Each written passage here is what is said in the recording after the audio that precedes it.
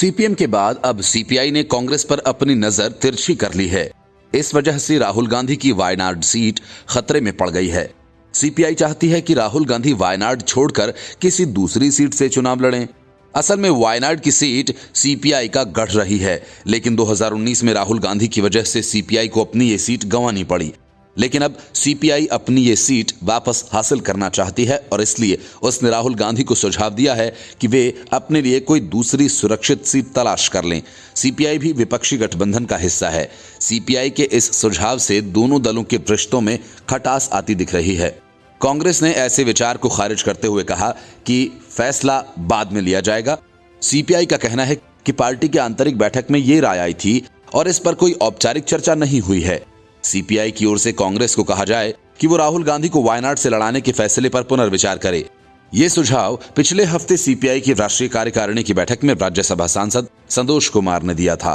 कुमार का तर्क था कि गठबंधन के पार्टनर्स को आपस में लड़ने के बजाय बीजेपी के खिलाफ मोर्चा खड़ा करने पर जोर देना चाहिए। संतोष कुमार ने इसे पार्टी फोरम पर उठाया, आंतरिक मुद्दा बताते हुए टिप्पणी से इनकार किया। हालांकि सीपीआई के महासचिव डी राजा ने कहा कि हमने चुनावों पर सामान्य चर्चा की, जिसमें राज्यों ने अपनी रिपोर्ट्स साझा की और राय दी कि अब तक कोई औपचारिक चर्चा नहीं हुई है।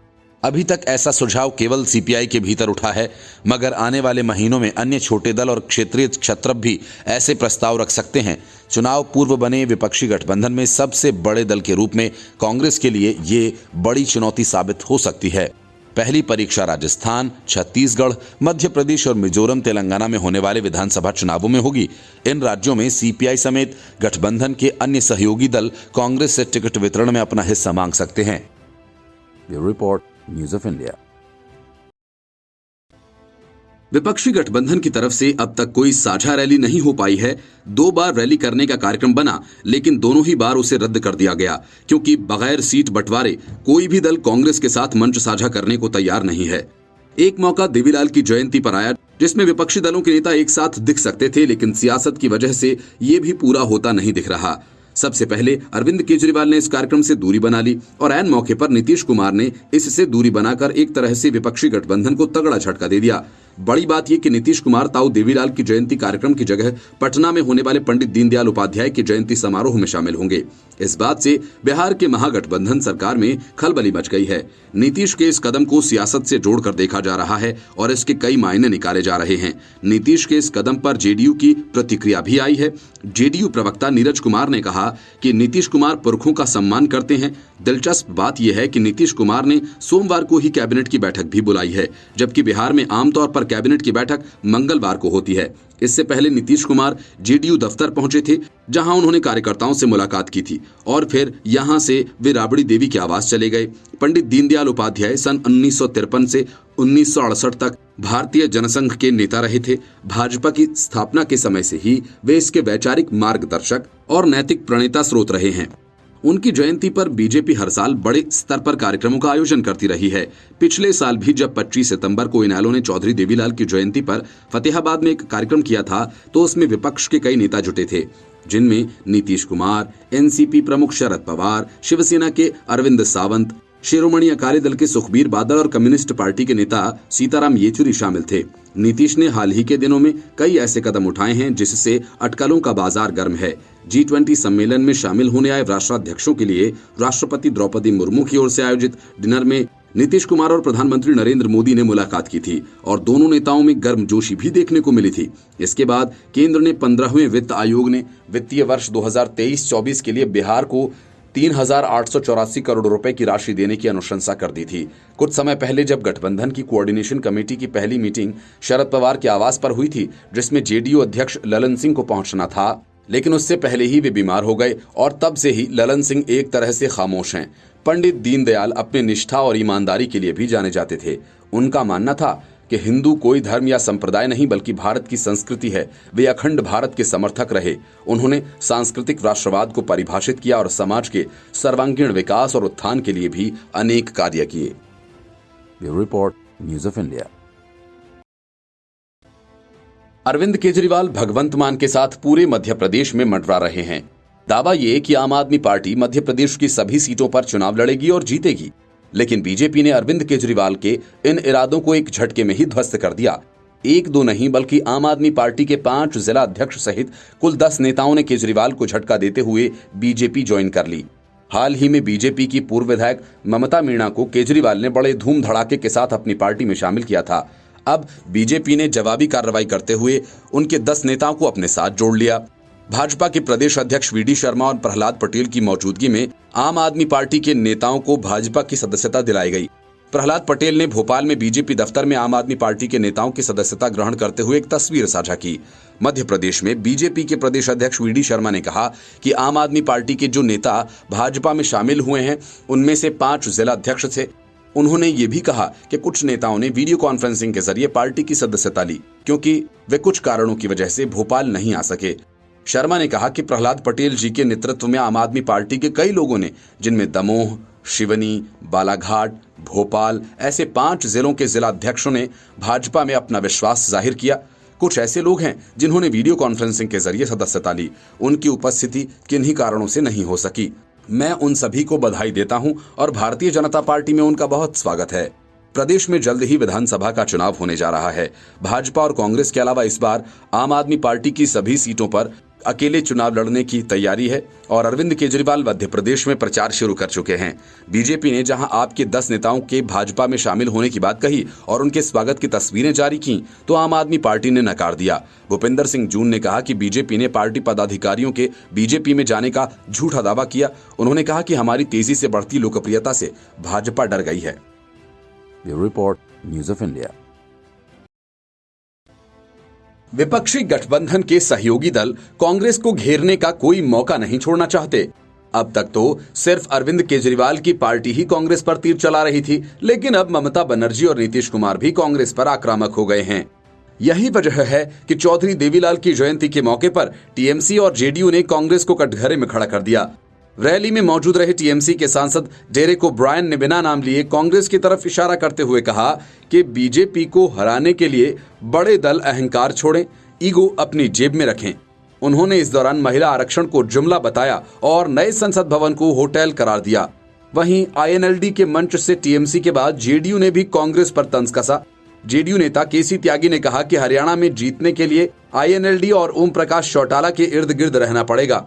हम 10 की 10 सीट बीजेपी से हारने को तैयार हैं, लेकिन कांग्रेस सीटें बांटने को तैयार नहीं है। आईएनएलडी के बिना एकता न यहां होगी न दिल्ली में होगी। असल में कांग्रेस की हरियाणा में वही मजबूरी है जो पंजाब और दिल्ली में केजरीवाल को लेकर है। हरियाणा में भूपेंद्र सिंह हुड्डा आईएनएलडी से गठबंधन करने के खिलाफ रहे हैं। ऐसे में राजनीतिक गलियारे में कयास ये लगाए जा रहे हैं कि इस कारण से ही कांग्रेस रैली में नहीं पहुंची। नीतीश कुमार, लालू यादव, अखिलेश यादव, शरद पवार, उद्धव ठाकरे, सीताराम येचुरी, तेजस्वी यादव जैसे बड़े नेता रैली में नहीं पहुंचे। लेकिन गठबंधन में शामिल नेशनल कॉन्फ्रेंस से फारूक अब्दुल्ला, जेडीयू से केसी त्यागी, आरएलडी से शाहिद सिद्दीकी और टीएमसी से डेरेक ओब्रायन रैली में शामिल हुए। अकाली दल अध्यक्ष सुखबीर सिंह बादल और भीम आर्मी प्रमुख चंद्रशेखर आजाद के अलावा बीजेपी नेता पूर्व केंद्रीय मंत्री बीरेंद्र सिंह भी रैली में पहुंचे। सम्मान रैली में शामिल होने के लिए आईएनएलडी के नेता अभय चौटाला ने कांग्रेस अध्यक्ष मल्लिकार्जुन खड़गे से मुलाकात कर न्योता दिया था, लेकिन खड़गे न खुद आए और न ही किसी दूसरे नेता को भी भेजा। Bureau report, news of India. महिला आरक्षण बिल संसद से पारित हो गया। अब इस बिल को लेकर केजरीवाल कह रहे हैं ये महिलाओं के साथ धोखा है। राहुल गांधी कह रहे हैं ओबीसी आरक्षण की मांग कर रहे हैं। कोई कह रहा है कि ये कब लागू होगा, तो कोई इसे 2024 से ही लागू करने की बात कह रहा है। अब सवाल यह है कि अगर महिला आरक्षण बिल विपक्ष को पसंद ही नहीं था, तो फिर संसद में इसके पक्ष में मतदान क्यों किया? लोकसभा में सिर्फ ओवैसी की पार्टी ने बिल के खिलाफ वोट डाला, लेकिन राज्यसभा में सारे के सारे वोट बिल के पक्ष में पड़े और फिर उसके बाद विपक्ष का ये रोना गाना। मतलब साफ है कि इस बिल का चुनावी मैदान में विरोध कर विपक्ष अपनी ही फजीहत कर रहा है। असल में महिला आरक्षण बिल कांग्रेस संसद में लेकर आई थी, लेकिन उसे पारित नहीं करा सकी। अब जब बीजेपी ने ये काम कर दिया तो उसे दिक्कत होने लगी, कहीं इसका श्रेय बीजेपी को न मिल जाए। हकीकत तो ये है कि ये काम बीजेपी ने किया तो श्रेय भी उसी को ही मिलेगा। बीजेपी के नेतृत्व वाली एनडीए सरकार ने कई ऐसे काम अपने कार्यकाल में किए हैं जिसकी परिकल्पना कांग्रेस राज में हुई थी। नए संसद भवन की बात हो या महिला आरक्षण बिल पास करने की, परिकल्पना किसी और की थी और मूर्त रूप दिया बीजेपी ने। 2010 में ही सरकार ने नए संसद भवन की जरूरत महसूस की थी। तत्कालीन लोकसभा स्पीकर मीरा कुमार ने इसके लिए कमेटी भी बनाई थी, लेकिन मामला लटका रहा और मोदी ने इसे साकार कर दिया तो कांग्रेस सहित विपक्षी दल इसके खिलाफ हो गए। कोई इसे मोदी मॉल कहने लगा तो कोई होटल। महिला आरक्षण बिल को पास कराने की कवायद 1996 में शुरू हुई, लेकिन बीजेपी सरकार के कार्यकाल में यह पास हो सका। बीजेपी ने रणनीतिक ढंग से ऐसे मौके पर बिल को पास कराया, वह भी सर्वसम्मति से। कांग्रेस समेत तमाम विपक्षी दलों ने बिल पास कराने में बढ़ चढ़कर हिस्सा लिया। इसे बीजेपी को विपक्ष का साथ भी कहा जा सकता है, लेकिन ये कब लागू होगा, किसे कितना आरक्षण चाहिए या मिलेगा, जैसे सवाल उठाकर विपक्ष अपनी ही किरकिरी करा रहा है। नया संसद भवन भी मोदी सरकार की बड़ी उपलब्धि है। 2014 में नरेंद्र मोदी की सरकार सत्ता में आई। अपने दूसरे कार्यकाल में मोदी ने इस पर काम शुरू कराया और रिकॉर्ड समय में नया संसद भवन बनकर तैयार हो गया। ये सब तब हो रहा था जब अरविंद केजरीवाल चुपके चुपके अपने लिए शीश महल बनवा रहे थे, लेकिन आज विपक्षी दल शीश महल पर बात नहीं करता और न ही दिल्ली शराब घोटाला पर। नया भवन बनने से लेकर इसके उद्घाटन तक कम विवाद नहीं हुआ। विपक्ष इस निर्माण के खिलाफ सुप्रीम कोर्ट गया, लेकिन वहां से उसे निराशा हाथ लगी। जब इसके उद्घाटन की तारीख घोषित की गई तो विपक्ष ने विरोध स्वरूप उद्घाटन समारोह से अलग रहने का फैसला किया। कांग्रेस समेत 19 विपक्षी दलों ने कार्यक्रम का बॉयकॉट कर अपनी किरकिरी करा ली। हालांकि बाद में इन्हीं विपक्षी दलों के सांसदों को नए भवन में बैठकर महिला आरक्षण बिल पास करने में कोई आपत्ति नहीं हुई। एमके स्टालिन के बेटे उदयनिधि स्टालिन सनातन को खत्म करने का संकल्प बार बार दोहराते हैं। बीजेपी ने अब इसे बड़ा हथियार बना लिया। बीजेपी इसके सहारे हिंदू वोटों को ध्रुवीकृत करने की कोशिश करेगी। बिहार में बड़ी पार्टी आरजेडी के चंद्रशेखर ने तो हिंदू धर्म ग्रंथों के खिलाफ अभियान ही छेड़ दिया। संभव है कि लोकसभा चुनाव में आरजेडी को इसका खामियाजा भी भुगतना पड़े, क्योंकि चुनावी मौसम में बीजेपी इसे भुनाने में तनिक भी देर नहीं करेगी। Bureau report, news of India.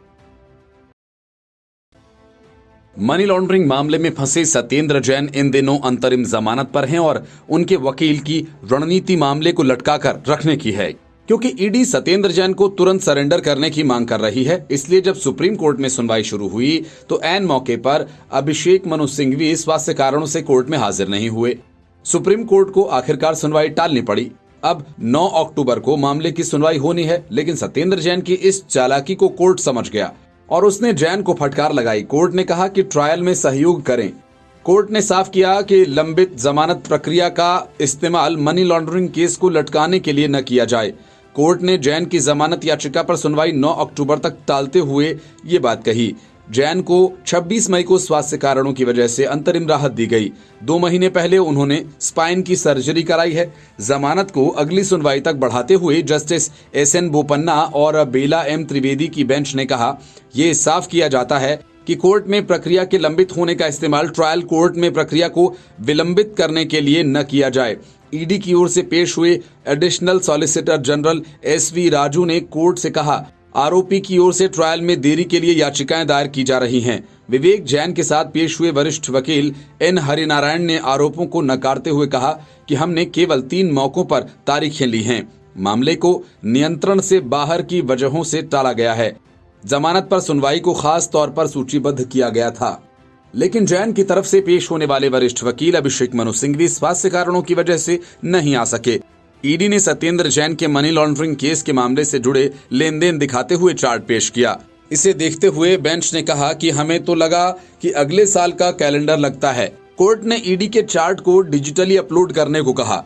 CBI ने 2017 में जैन के खिलाफ केस दर्ज किया था, जिसके आधार पर ईडी ने भी जांच शुरू की थी और पिछले साल 4 करोड़ 81 लाख रुपए की संपत्ति जब्त की थी। Bureau report, news of India.